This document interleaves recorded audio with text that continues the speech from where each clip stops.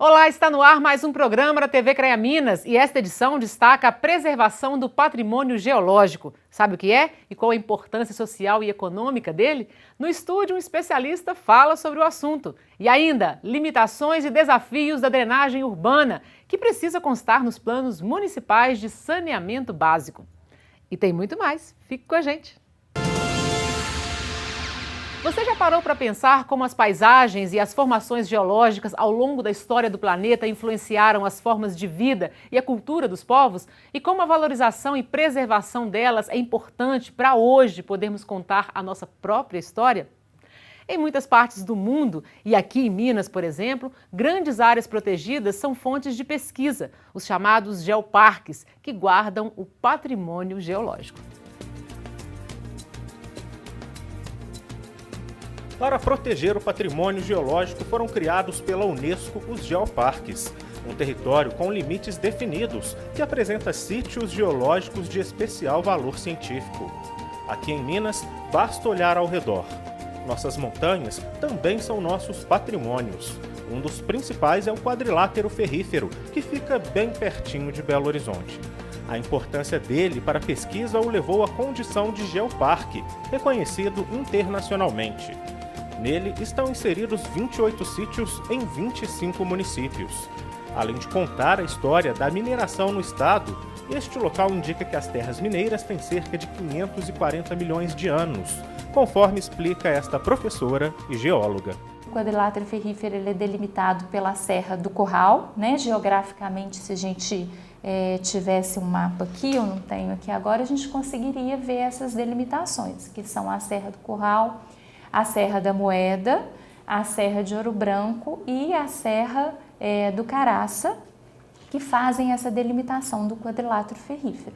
Então é uma área que tem mais ou menos 6.500 km² e essa região ela encerra um rico patrimônio geológico que vai contar uma história da Terra relacionada ao período pré-cambriano, que é um período mais antigo de evolução da Terra, que vai envolver duas épocas distintas, que são o Arqueano e o Proterozoico. Outra importante questão dos patrimônios geológicos é a preservação.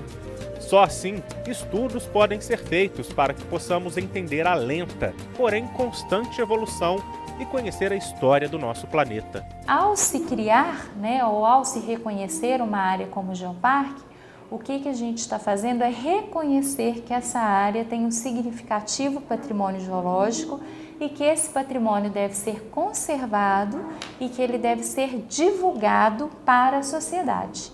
Então hoje, por exemplo, quando a gente faz uma viagem turística de Belo Horizonte até Ouro Preto, a gente passa por vários afloramentos de rocha, E seria muito importante que esses afloramentos eles estivessem sinalizados do ponto de vista interpretativo, com placas, com painéis que explicassem o significado desse patrimônio. Então as pessoas elas iriam adquirir um conhecimento, ao fazer essa visita. E ao conhecer o significado, a importância desse patrimônio que conta a história do planeta que a gente vive, elas provavelmente teriam atitudes de conservação e de valorização.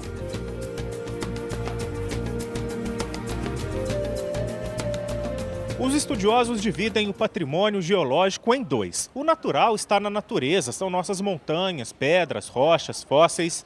Já o patrimônio geológico construído são os casarões antigos, os museus, igrejas e até ruas. Enfim, toda construção em que algum tipo de pedra aparece em grande quantidade. Um exemplo de patrimônio geológico construído é o circuito Praça da Liberdade, em Belo Horizonte. Os antigos palacetes, que hoje abrigam museus e casas de cultura, são cheios de pedras nas construções.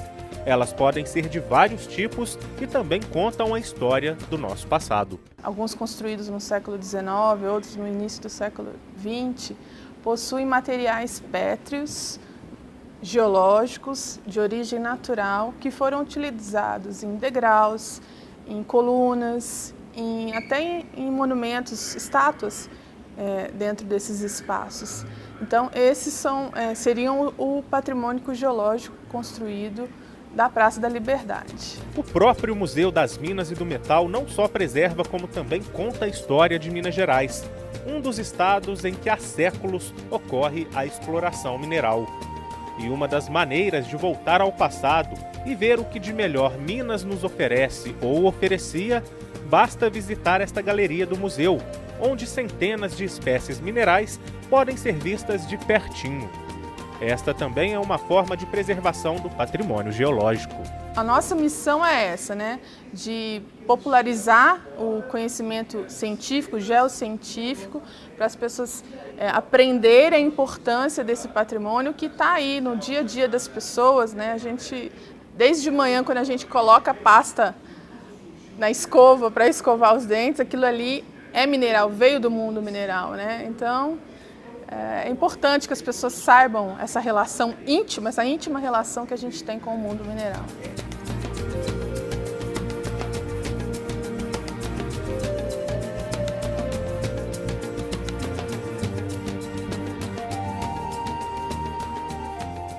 Vamos aprofundar mais sobre o assunto, conversando agora com Antônio Gilberto Costa, geólogo, doutor em petrologia e diretor do Museu de História Natural e Jardim Botânico da UFMG. Antônio, prazer tê-lo aqui. Prazer é meu. Então, vamos conversar um pouquinho sobre isso. Patrimônio geológico não é uma coisa tão conhecida ou tão comum, igual, por exemplo, um patrimônio reserva florestal. Fala um pouquinho desse patrimônio geológico para a gente. De fato, a questão do patrimônio geológico, que a gente pode dividir em duas linhas, quer dizer, o chamado patrimônio geológico natural e o patrimônio geológico edificado. Não é de fato muito conhecido ainda, pelo menos no Brasil. Existem várias políticas que normalmente são capitaneadas aí pela Unesco, e que tem por objetivo reconhecer em certas regiões elementos, né, que contam ou que ajudam no entendimento sobre a formação geológica de uma determinada região. Uhum. Então, a questão do patrimônio geológico natural, ele tem a ver com isso, ou seja, são elementos que nós identificamos como geossítios, que têm a ver com a história geológica de uma área. Ou seja, é importante preservá-los porque são eles que nos ajudam no entendimento de como é que essas regiões se formaram, sempre lembrando do ponto de vista geológico. Alguns desses pontos, ao longo do tempo, eles adquiriram outras importâncias, vamos dizer assim, do ponto de vista histórico e cultural. E isso reforça ainda mais a necessidade que eles têm, de fato, que ser preservados, né? Uhum. Eu poderia citar um caso, por exemplo, que é o caso da Serra de Ouro Branco. Uhum. A Serra de Ouro Branco, ela tem uma importância muito grande do ponto de vista geológico, porque ela nos ajuda a entender como aquela região se formou, não é? Ela tem uma importância do ponto de vista histórico, cultural, histórico, enfim, porque por meio da serra passaram vários caminhos quando da ocupação e formação do território mineiro. E se eu agora junto essa importância geológica com essas questões históricas, eu posso dizer que este ponto tem uma importância maior ainda e justifica mais ainda a sua preservação. Então, o patrimônio geológico natural caminha um pouco por aí, ou seja, são áreas importantes para o entendimento da evolução geológica de uma determinada região, uhum, e que precisam ser preservadas e mantidas por várias razões, inclusive do ponto de vista didático. Por exemplo, eu como professor de geologia, ou os professores de geologia, é importante que eles tenham estes locais que são considerados de referência para que eles possam levar seus alunos, uhum, e essas visitas vão nos ajudar, né, nesse ensinamento aí dentro da ciência geológica, né? Então, a importância do patrimônio geológico natural é esta. A preservação, hoje no Brasil, se faz através de geoparques? Uma política... O que é levado em conta para se criar um geoparque, por exemplo? Então, assim, uma política que vem sendo adotada já há muito tempo fora do Brasil, inclusive, uhum, é a questão da delimitação, quer dizer, primeiro a identificação destas, uhum, áreas com com estes elementos que têm essa importância. Uma vez que isso acontece, então tem início um processo que é a produção geração de um projeto que vai então justificar, né, a necessidade de que esse conjunto de pontos passem de fato a configurar o que se chama então de um geoparque, e esse geoparque precisa depois passar por um outro processo de credenciamento, ou seja, existem instâncias que vão decidir se de fato justifica a instalação de um geoparque naquela região. Isso tudo tem a ver muito com a Unesco, né? A Unesco que é a instituição, vamos dizer assim, que está por trás desse processo. Agora é bom lembrar que os países têm, vários países, inclusive o Brasil, quer dizer, eles têm um compromisso com a Unesco nessas questões. O caminho é mais ou menos como esse que a gente está acostumado mais a perceber, que é o da criação dos patrimônios culturais da humanidade, as cidades, por exemplo, né? Então, assim como Ouro Preto foi identificada, por exemplo, como a cidade, como um patrimônio cultural da humanidade por vários elementos, o mesmo procedimento é adotado em relação a essa questão do patrimônio geológico natural. Então, é uma região que deve apresentar certos elementos. Quais, por exemplo? Aí vem essa questão, se são pontos que têm a ver com a história geológica de um território, tem essa região tem que conter elementos que, de fato, são importantes para contar essa história. Ou seja, não é qualquer região que pode ser transformada num geoparque, né? Para ela ser elevada à condição de geoparque, assim como em Ouro Preto era preciso e é preciso você identificar aqueles elementos do barroco, enfim, da história, de toda aquela questão histórica, nesta região eu vou ter que identificar elementos, afloramentos, rochas, estruturas, serras, enfim, que no conjunto, né, diferenciam-se das demais e são importantes. É importante preservá-las porque elas dizem alguma coisa. Agora, Antônio, você estava falando anteriormente comigo que a gente tem o patrimônio geológico natural e o patrimônio geológico edificado. Fala um pouquinho disso para a gente. Em certos momentos ele é tratado como edificado, em outros como construído. Na verdade, o que a gente diz assim, o patrimônio geológico edificado, ele reflete, vamos dizer assim, a geodiversidade de uma determinada região. Esse patrimônio geológico edificado, ele tem a ver com as construções. Então, nós estamos então agora levantando quais foram os materiais que foram utilizados nas edificações. Aí vem a parte das rochas, aí vem a parte que eu atuo mais, que é a parte da petrologia. Então, no dia a dia do homem, quer dizer, desde que ele levanta até a hora que ele dorme, ou durante o sono dele, ele vai ter alguma coisa com rochas, com as pedras, né?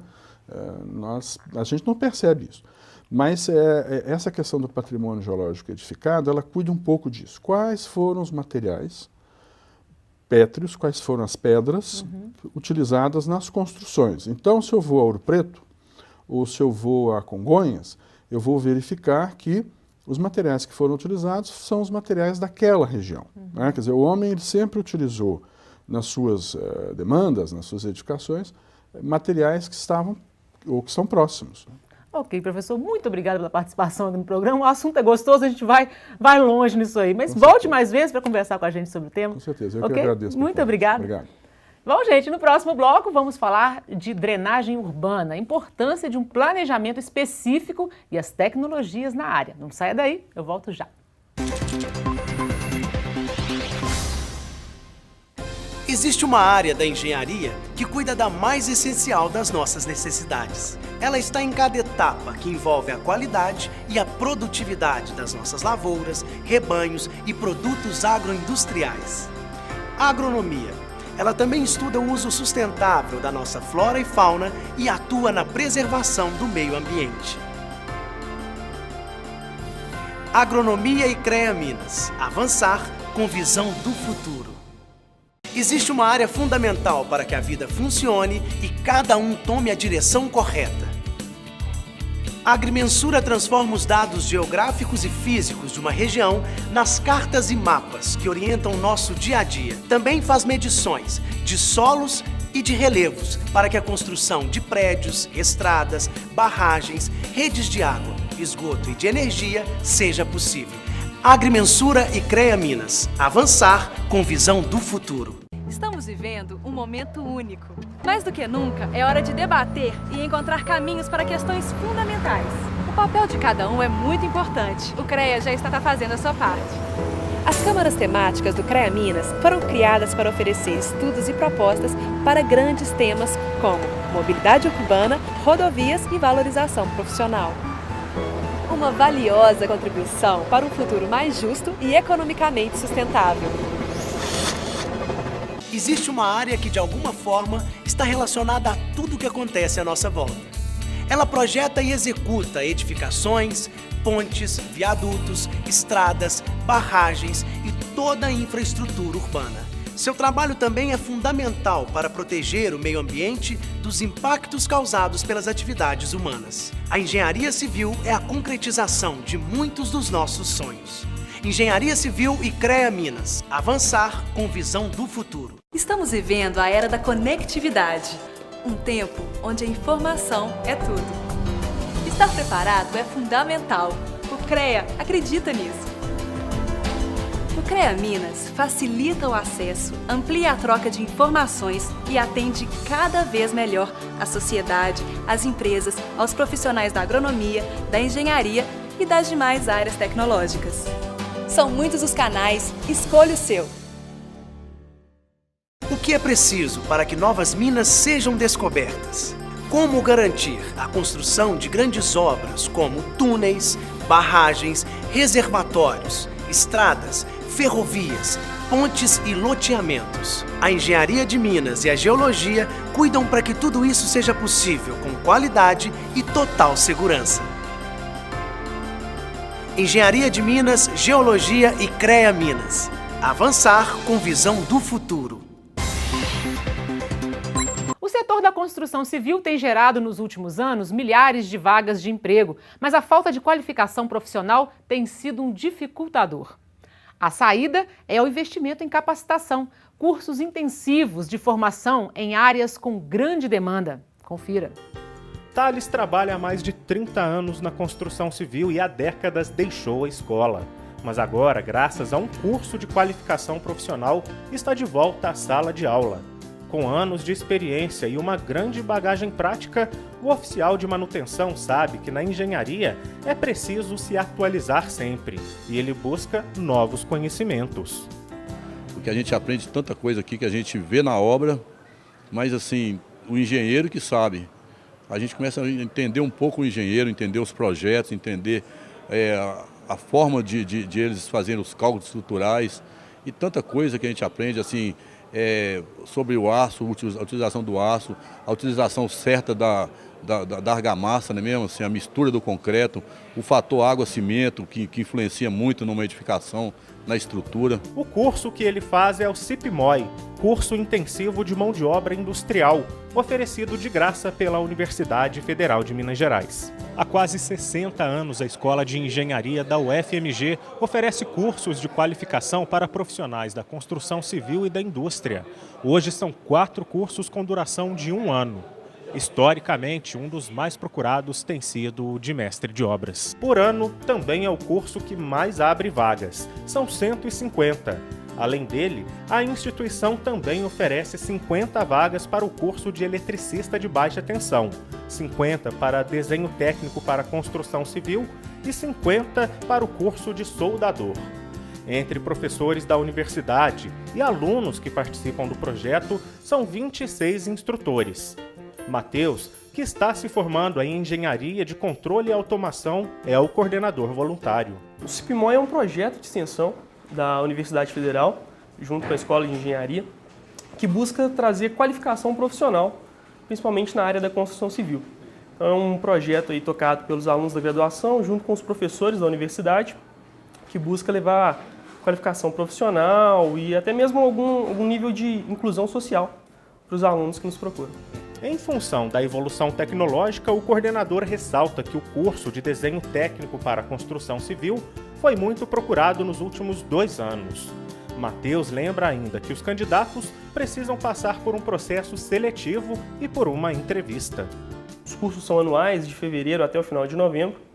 E o candidato, para ele poder se matricular, ele passa por um processo seletivo simples. É uma prova para avaliar o nível de conhecimentos básicos, o nível de alfabetização, ver realmente se o candidato teria condições de acompanhar bem o curso e tirar proveito dele, e passar dessa fase uma entrevista, para avaliar aí como eu posso dizer, a qualidade que ele vai ter, a repercussão na vida, a repercussão positiva que o curso vai oferecer para a vida profissional do candidato. Os alunos têm aulas práticas e teóricas. Além das disciplinas técnicas voltadas para cada área de atuação, eles também voltam a estudar português e matemática. Cursos de qualificação como esse também são oferecidos pelo Sinduscom, Sindicato da Construção Civil, e por instituições como o SESC e SENAC, entre outras. Thales trabalha cerca de 8 horas por dia e depois ainda passa mais 4 horas na escola. Fácil ele sabe que não é, mas tem certeza que o esforço vale a pena. Quando ele chega a uma certa idade não é mais garoto, não é mesmo? Então assim, o corpo cobra. Mas a gente quando quer crescer, desenvolver, o esforço da gente, a vontade é maior do que o cansaço, não é mesmo? No próximo ano, as inscrições para o processo seletivo elas vão começar a partir do dia 10 de dezembro. Então, 10 de dezembro, o candidato que estiver interessado em fazer alguns dos nossos cursos, só vir aqui na Escola de Engenharia, procurar o CIPIMOE, no período noturno, que é o horário nosso de funcionamento, e fazer a sua inscrição. Do dia 10 de dezembro até o dia 19, ele faz a inscrição e recebe todas as informações do andamento do processo seletivo aí para os cursos de 2015. Depois de muita seca, a chuva começa a aparecer e, com ela, o receio de muitas pessoas com o problema dos alagamentos. O Plano Municipal de Saneamento Básico, obrigatório para todas as prefeituras, precisa contemplar ações nesta área. Planejamentos específicos de drenagem urbana, avaliando desafios, limitações e o uso de novas tecnologias nas soluções dos problemas. O crescimento urbano trouxe consigo a impermeabilidade, ou seja, a água da chuva já não escoa mais como deveria, diante de tantas vias tomadas exclusivamente pelo asfalto. O resultado disso é a alteração do fluxo normal das águas, como explica este hidrólogo. Justamente por conta da redução de infiltração, há uma tendência que as recargas de águas subterrâneas diminuam. Então, os cursos d'água perenes no período seco têm suas vazões muito reduzidas. Fica um fiozinho d'água, diminui muito em relação ao natural, vamos dizer, antes da urbanização. É por isso que o Brasil precisa colocar em ação os planos de drenagem urbana, que também são conhecidos como manejo de águas pluviais. De acordo com dados do IBGE, 78,6% das cidades brasileiras possuem um sistema de drenagem. O problema é que a gestão de drenagem urbana na maioria dessas cidades ainda não ganha devida importância. Falta um planejamento específico para o setor, levando em conta os processos de inovação tecnológica que estão em franca expansão, monitoramento por radar e alterações das malhas viárias, estocagem de água em micro-reservatórios e a utilização de coberturas verdes. Se a chuva não ultrapassar a capacidade de armazenamento dessas coberturas, a água vai ser evaporada e transpirada pelas plantas. Se ultrapassar, o excedente cai no sistema de drenagem. A estocagem de água vem sendo utilizada com mais frequência. Belo Horizonte é um exemplo. Hoje conta com 21 dispositivos de contenção de cheias, ou bacia de contenção como são popularmente conhecidas.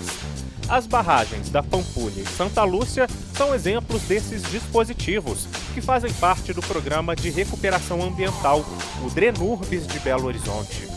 Ele é um programa, que além de indicar as diretrizes de intervenção, ele tem um apelo muito grande em todas as suas soluções para as questões sociais e ambientais, no âmbito da bacia a qual aquele fundo de vale está inserido. O programa não atende toda a cidade, mas atinge principalmente as 45 mil pessoas que vivem nas áreas com maior risco de inundação. O programa trabalha com sistema de esgotamento sanitário, sistema de coleta de lixo e de drenagem urbana, além, é claro, de manter um monitoramento permanente. São estações que foram instaladas em vários cursos d'água, às vezes canalizados ou não, né? E que fazem a captação, né, de dados, por exemplo, volume de chuva, né, que são importantes. Mesmo com os esforços, ainda encontramos pelas ruas muitas poças d'água, lixo e os bueiros que não dão conta de escoar tanta água. Outro problema são os córregos e rios canalizados.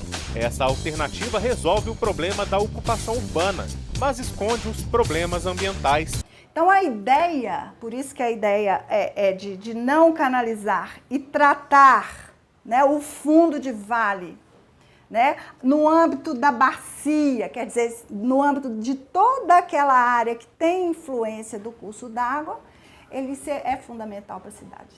Essa revitalização é importante. A edição de hoje fica por aqui. Obrigada pela companhia e até o nosso próximo encontro.